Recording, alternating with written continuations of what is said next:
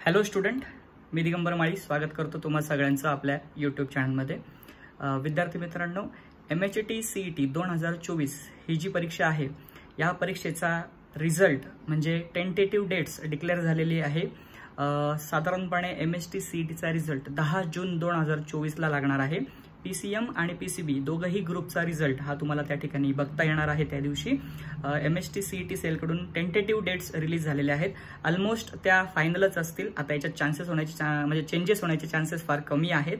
आणि त्यासोबतच ज्या मुलांनी MHT CET नर्सिंगची CET दिलेली होती त्याच्या डेट्स पण आहेत।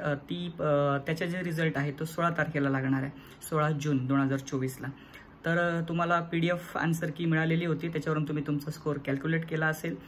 तर स्कोर्स वरून पर्सेंटाइल्स काढणं जरा अवघड असतं। सो ॲक्च्युअल तुमचा जो रिझल्ट असेल त्याच्यावरूनच तुम्हाला तुमचे कन्फर्म पर्सेंटाइल्स कळतील। सो ज्या मुलांनी MHT CETची परीक्षा दिलेली आहे अशा सर्व विद्यार्थ्यांना ऑल द बेस्ट।